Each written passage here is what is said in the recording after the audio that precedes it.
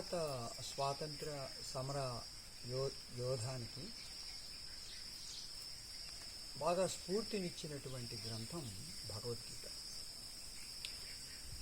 భగవద్గీతలో ప్రారంభంలో మనకు కర్మయోగం గురించి చాలా విస్తారంగా వస్తుంది. కర్మణ్యేవాధికారస్తే మా ఫలేషు కదాచన. కర్మ చేయటం యందు నీకు అధికారం ఉంది కానీ ఫలం యందు లేదు. నిజమే, మనం ఈ ఫలం రావాలి అని ఆశించవచ్చు, కానీ ఆ ఫలం ఎట్లాగ వస్తుందో మన చేతుల్లో లేదు. ఉదాహరణకు, నీవు రాయి విసురుతావు, ఆ మామిడి పండు కింద పడాలి అని. రాయి చేతిలో ఉన్నంత వరకే నీ పని, నీ శక్తి. నీ చేయి నుంచి వెళ్ళిపోయిన తర్వాత ఇక మన చేతుల్లో లేదు, మన ఆధీనంలో లేదు.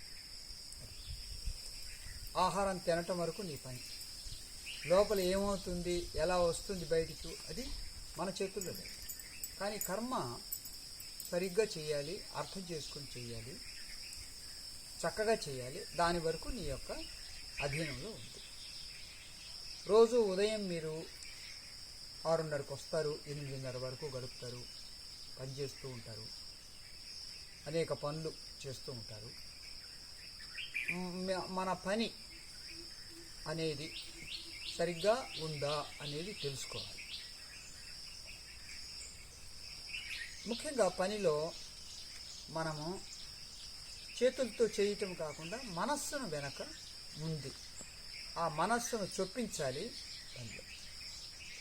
సద్గురు జగ్గి వాసుదేవ్ వారు ఏమంటారంటే, ప్రతిసారి నేను ఏ పని చేసినా కానీ ఇంకా మెరుగ్గా చేయగలుగుతానా అని ఆలోచిస్తాను అంటారు.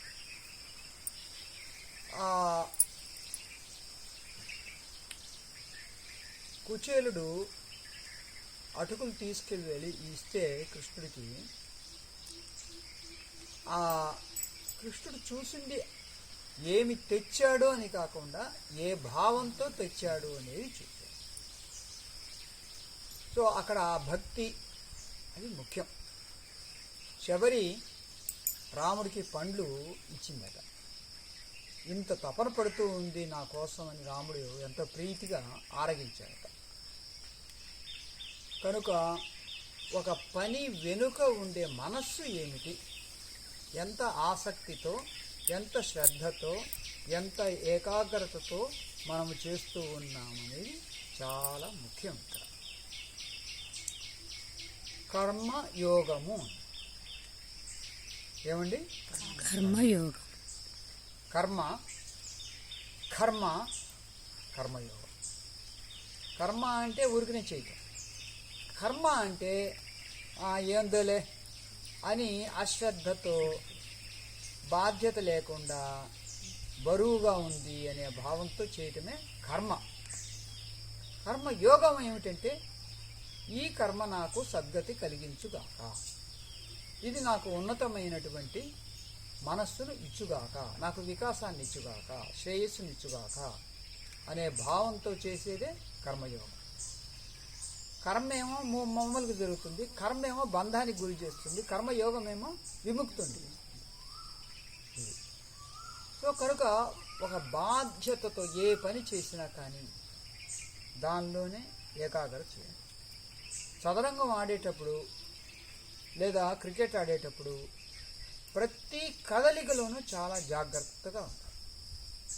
ప్రతి కదలికలోనూ జాగ్రత్తగా ఉన్నప్పుడే మనం నెగ్గుకు రాగలుగుతాం, లేకపోతే ఓడిపోతాం. అలాగే ఏ పని చేసినా కానీ మీరు దాని యందు మనస్సును పూర్తిగా చొప్పించండి. అది మీకు ఇంకా ఇంకా వికాసాన్ని. కర్మను మనము సరిగ్గా చేయకపోతే అది బంధాన్ని కలిగిస్తుంది. సరిగ్గా చేస్తే, అది చేయవలసిన రీతిలో చేస్తే అది వికాసాన్ని ఇస్తుంది, జీవితం యొక్క మెరుగుదలను సూచిస్తుంది కర్మయోగం. ఒక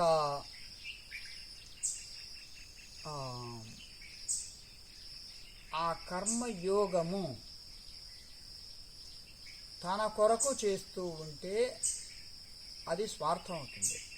నేను సమాజం కొరకు చేస్తున్నాను, దేవుడి కోసం చేస్తున్నాను, గురువు కోసం చేస్తున్నాను అనే భావంతో చేస్తే అది వికాసాన్ని.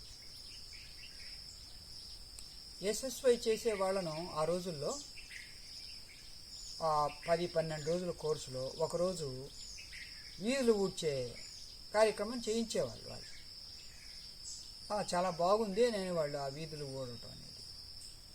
సో అంటే నీ కోసం చేసుకుంటే ఏ వికాసము రాదు, అందరి కోసం చేస్తే అది వికాసాన్ని ఇస్తుంది అనే భావంతో వీధులు ఊడ్చే కార్యక్రమం పెట్టేవాళ్ళు.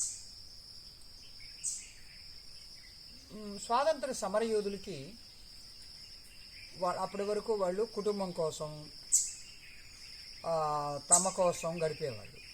ఎప్పుడైతే దేశం కోసం నువ్వు ముందుకు రావాలి, దేశాన్ని మనము విముక్తం చెయ్యాలి అనే భావం వచ్చిందో అది భగవద్గీత నుంచి నేర్చుకున్నారు. అప్పుడు వేలు లక్షల మంది స్వాతంత్ర ఉద్యమంలో దిగారు, దూకారు, పోరాడారు. మగవాళ్ళందరికీ కూడా ఆడవాళ్ళు బాగా సహకరించారు. ఎన్నో చోట్ల వాళ్ళ బంగారు ఆభరణాలు కూడా ఆ ఉద్యమం కోసం మహాత్మా గాంధీకి ఇచ్చారు. సో ఎన్నో గొప్ప కార్యక్రమాలు జరిగాయి. అందువల్ల మీరు రోజు ఆశ్రమానికి వస్తున్నారు. ఈ పని